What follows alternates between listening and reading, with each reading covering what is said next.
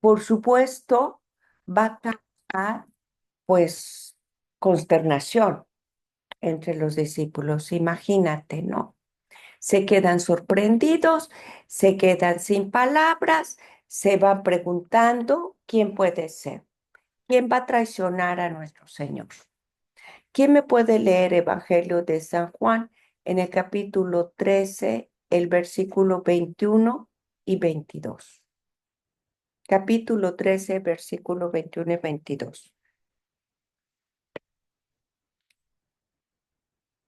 Dicho esto, Jesús se sintió profundamente conmovido y expresó: les aseguro que uno de ustedes me va a entregar. Los discípulos comenzaron a mirarse unos a otros, preguntándose a quién podría referirse. Palabra de Dios. Palabra, Señor, gracias. Fíjense lo que va a pasar. Vayan tratando de seguir, por favor, y miren que trato de ser lo más narrativa y descriptiva para ver si puedo convocar a su imaginación. De alguna manera, se va sutilmente desplazando hacia Judas, ¿no? Ahora, no se lo esperaban, claro. Aparentemente, pues Judas está dentro del grupo y está bien integrado en el grupo. Bueno, el Evangelio se centra entonces en los discípulos que están sentados más cerca de nuestro Señor. ¿Se habían dado cuenta de eso? Todos vemos, escuchamos, sabemos, imaginamos, pues al discípulo amado y debe estar muy, muy, muy cerquita desde el momento en que, si tú recuerdas la escena, la que nos aprendemos todos los católicos, recarga, reposa su cabeza en el pecho de nuestro Señor. Bueno, pues Judas también tendría que estar del lado de Cristo, a la izquierda, y Juan a la derecha. ¿Habría algún puesto más alto, escuchen, que estar sentado a la diestra de Cristo? Ya desde el lugar está diciendo algo, ¿no? Judas estaba dispuesto a obtener ese puesto y pensaba que ese puesto era al lado de Cristo, ¿no? Dicen algunos escritores. Bueno, vamos a Juan 13, 23 al 25.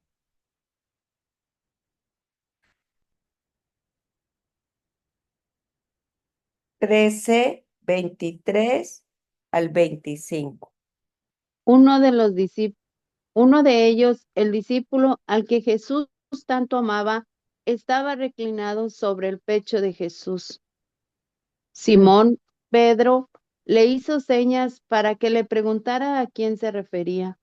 El discípulo que estaba reclinado sobre el pecho de Jesús preguntó: Señor, ¿quién es? Fíjense, aquí en estas citas te dice mucho, porque lo que nos está diciendo apareció un tercer personaje y debió de haber estado lo suficientemente cerca también, aunque ni tú ni yo nos habíamos dado cuenta, como para que fuera suficiente comunicarse a través de señas. ¿Quién de ustedes se había percatado de eso? ¡Wow! Entonces, hemos hablado de San Judas. Leti, ¿ya te habías dado cuenta de esto? Fíjate, San Judas, San Pedro y San Juan. Y sí, nos imaginamos los tres que lo han acompañado en diferentes momentos, momentos importantes, aquí y allá. Espera, pero también en la mesa. Los tres estaban lo suficientemente cerca para que uno se reposara en el pecho de su maestro, el otro le hiciera, se comunicara con señas con el otro y el otro escuchara a su señor algo que los demás alcanzaron a escuchar. ¿Se habían percatado de esta escena en particular? La gran mesa, este cenáculo, este salón, ese lavatorio, en este momento se centra en una esquinita, no en una esquinita, eh, en un círculo, no en una esquina, en un círculo muy íntimo. Judas, Pedro y Juan. Vamos a escuchar, ¿no? ¿Lo puedes volver a leer, Olguita? O quien lo leyó, por favor, observe. Uno de ellos, el discípulo al que Jesús tanto amaba, estaba reclinado sobre el pecho de Jesús. Simón Pedro le hizo señas para que le preguntara a quién se refería. El discípulo que estaba reclinado sobre el pecho de Jesús le preguntó, Señor, ¿quién es? ¿Se dieron cuenta? Apareció la tercera figura. Ahora, esta expresión es una de las pruebas que tenemos para dar el testimonio del predilecto, el discípulo amado, esa relación cercana y privilegiada que también lo dice el lugar donde está sentado. Juan le hizo señas. Pregunta. ¡Ey, no nos dejes con la duda! Pregunta. Los demás discípulos, eh, perdón, nuestro Señor le responde a Juan, pero los demás discípulos no lo oyeron. A ver, ¿qué dice el 26, el versículo 26 y 28? Puedo que yo esté equivocado. Jesús le contestó, aquel a quien yo le dé el trozo de pan que voy a mojar en el plato y Los demás, mojándolo se ajá, lo dio a Judas Iscariote, hijo de Simón. Cuando Judas recibió aquel trozo de pan mojado, Satanás entró en él. Jesús le dijo, lo que vas a hacer, hazlo cuanto antes. Ninguno de los que estaban a la mesa con Jesús entendió lo que había querido decir. no entendieron. O quizás hay unos que dicen, no escucharon, ni siquiera se dieron cuenta. Pero este movimiento, aquel que le dé el trozo de pan y se voltea y se lo da, ya nos hace referencia de la cercanía también de San Judas. ¿Se dieron cuenta? Yo quiero saber si estoy logrando transmitir la importancia de esto. Y tú dirás, Gloria, ¿por qué insistes en eso? Porque desde el principio hablamos que la característica de estos tres discípulos son cercanía, lealtad, confianza, intimidad, relación con Jesús. De ahí el dolor de la traición. La mesa de la Eucaristía es la culmen del amor, sí, pero también es la muestra del desamor. Si no hubiera esa cercanía, si no hubiera esa fidelidad, si no hubiera esa mirada, entonces, ¿dónde quedaría el peso del dolor hacia nuestro Señor? Por eso la insistencia. Mira cómo desde el principio están ahí, están cerca, pero en la mesa clave donde se instituye signo de amor, de entrega, de donación, de servicio y de unidad, los tres siguen cerca. Y no hace falta que el evangelista lo narre y lo diga. Está a dos pasos, está a su derecha, está casi tomando la mano. Es una imagen que habla por sí sola. Mira qué tan cerca están y qué diferente es la reacción de cada uno de ellos. qué diferente reciben el amor y qué diferente responden al amor. Eso hace la diferencia. Judas estaba ahí. Y hay quienes dicen, se apoyó en el pecho del traidor, todavía aún más expresando nuestro Señor la confianza, aún sabiendo que es el desleal. Te lo voy a decir de otra forma. Estamos en la mesa. Este sitio representa mucho. El culmen, claro, la Eucaristía, pero también el servicio, el lavatorio de los pies, ese jueves santo. Espero que algunas de estas palabras las recuerdes cuando llegue ese momento. Pero vamos a verlo desde este servicio. Nuestro Señor realizó tres actos a aquel que lo iba a traicionar. El Señor le responde a su traidor con tres actos de hospitalidad. Le lava los pies, le da de comer y le da el lugar de confianza. El Señor le da a su traidor tres gestos de hospitalidad. Le lavó los pies al traidor, le dio de comer a su traidor y lo sentó cerca. Le permitió que estuviera cerca en un sitio de confianza. ¡Wow! Yo lo veo, yo lo reflexiono, caray, me duele. No lo señaló, no le dijo, espérame, tú me vas a traicionar. ¿Por qué no te vas sentando allá de aquel lado? Al final ya sé lo que vas a hacer conmigo, ¿no? Tú me vas a hacer esto. Mira, mejor cate en la puerta. De todas maneras, me vas a hacer pasar la amargura del dolor. Encima de eso, lo recibe igual, con el mismo trato, gesto, amor, hospitalidad que a cualquiera de sus discípulos. ¿Qué diferencia habría para ellos por parte de Jesús? Y cada uno tuvo su momento de elección. Él identificó al traidor, lo sabía. Mira, le contesta Juan, va a ser quien haga esto. Lo sabía, pero no le quitó el pan, no lo acusó, no lo señaló. Le respondió con servicio, con alimento, con confianza, con amor.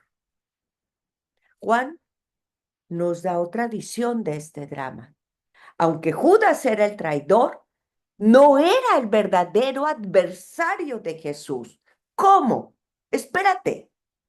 Juan lo destaca a través de las líneas. Espera, sí, él es el que va a actuar.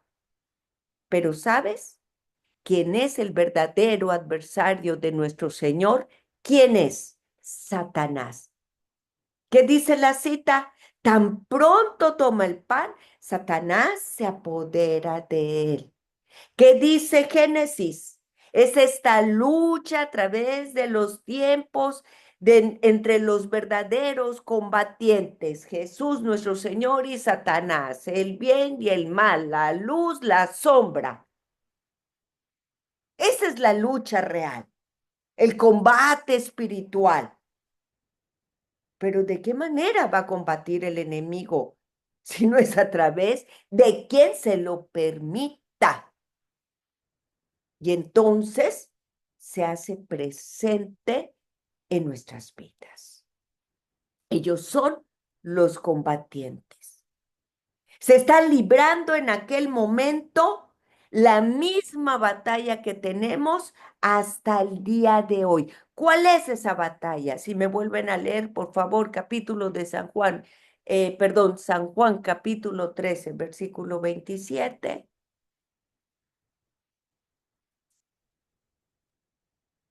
Cuando Judas recibió aquel trozo de pan mojado, Satanás entró en él. Jesús dijo, lo que vas a hacer, hazlo cuanto antes. Palabra de Dios. Sé lo que vas a hacer. Una vez más, en el versículo 30, lo que vas a hacer, hazlo cuanto antes. ¿Y qué hizo? Se marchó inmediatamente. Se alejó al oscurecer, en la noche.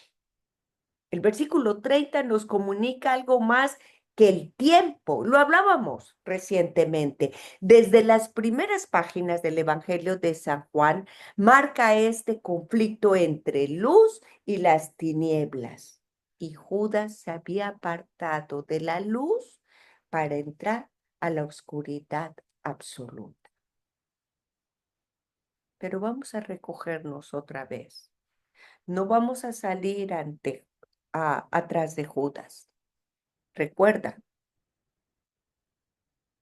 debió de haber estado Pedro tan cerca que escuchó las palabras del Señor y con señas hacia Juan le dice, pregunta. Juan le pregunta, tan cerca que se reposa en el pecho del maestro, tan cerca el Señor de Judas que le da el pedazo de pan.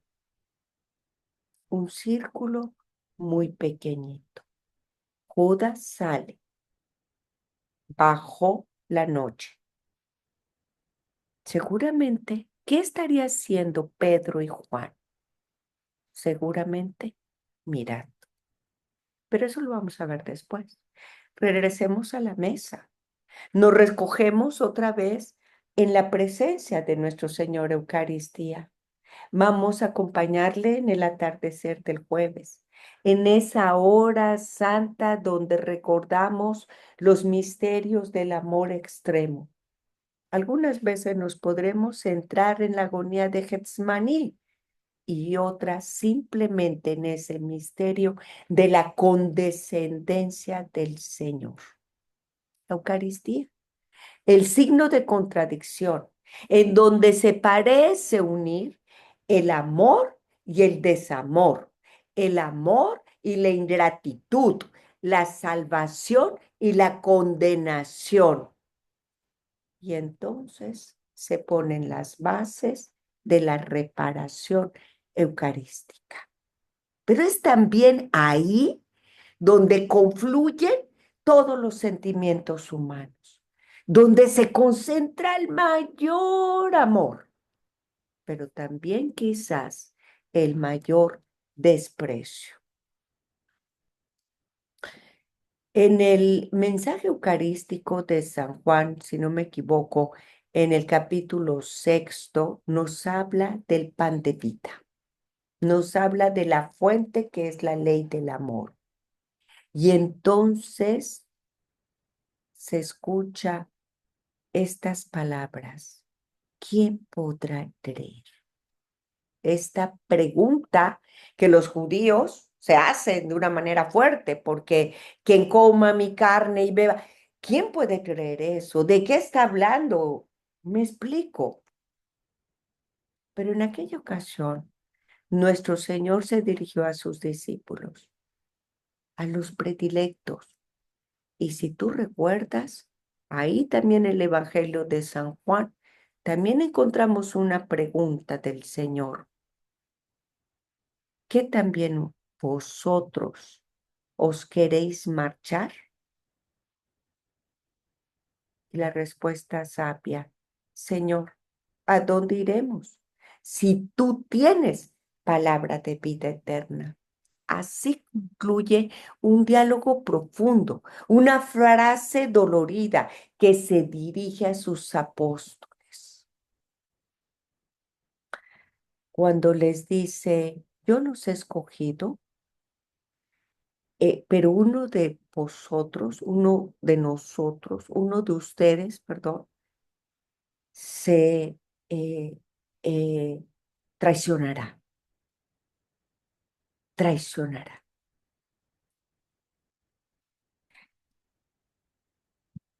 Todo esto sucede en el contexto del sacramento del amor, en la institución de la Eucaristía.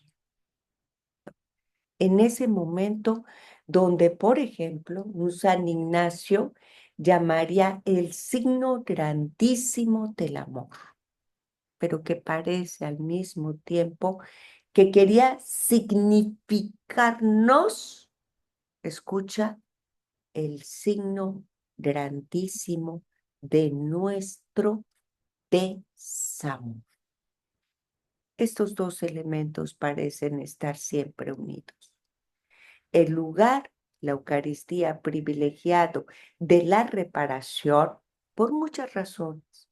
En primer lugar, porque es el misterio eucarístico dado por Dios para reparar nuestras ofensas a Dios, pero también perpetuar la oblación de nuestro Señor en la cruz y su sacrificio como redentor. Pero además, la Eucaristía es la víctima del desamor humano. Es una invitación al amor. ¿Por qué? Porque es el sacramento del amor. Ahí está el Señor para darse. Bien, cuando Judas sale, ah, quiero recordar las palabras del prólogo de San Juan, que dice algo así: la noche de la tenebrosidad humana, el drama de la ingratitud humana. En medio de esa noche, como respuesta a Dios a la ingratitud, el esplendor fulgurante de la Eucaristía como el sacramento del amor. La noche terminará entonces acompañando la Eucaristía. No solo en una noche se instituye, sino también en una noche queda sellada la ingratitud humana. ¿Cuál es la noche? Si tú recuerdas, allá en el Sinaí, en donde en esa cumbre, donde se magnificaba la gloria de Dios, es envuelta con una doble obscuridad. La de las nubes, que llega a significar la gloria de Dios, pero por otro lado, la ingratitud del hombre, que se llega a fabricar un ídolo a ante el cual se postra sin ser el verdadero Dios. Así es exacto la Eucaristía. Es ese nuevo Sinaí, que es la gloria de Dios con un brillo, con un fulgor que deslumbra, pero también con una nube para nosotros. Y al mismo tiempo, al pie de la montaña se acumula la ingratitud humana. En la noche en que Él ha traicionado. Por supuesto que para San Juan todo esto tiene un significado particular. Está representando la postura humana en relación con nuestro Señor, ¿no? La intimidad de Dios con Jesús, colmado de favores y de sus gracias, pero también de desprecios por parte del hombre. Qué durísima debió de haber sido aquella noche para nuestro Señor.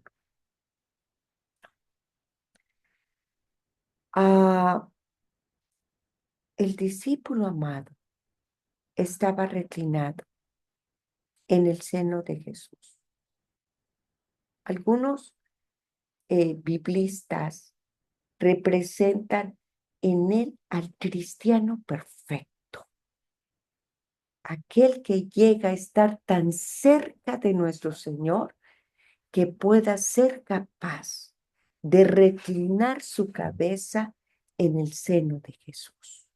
Y estando en el seno de Jesús, reclinarse en el seno del Padre, en Jesús y en el Padre. Por eso, ese debiera ser nuestro rol, el modelo y la perfección de nuestro camino espiritual, de fe y como católico, llegar a estar tan cerca de Cristo que pueda yo reclinar mi cabeza en su pecho para participar de los latidos de su corazón. Pero desde esa intimidad del corazón de Jesús, contempla Juan a otro invitado, contempla aquel amor y desamor, a la traición y a la venganza, porque él es el testigo que está participando de todos los sentimientos que se están viviendo en ese cenáculo.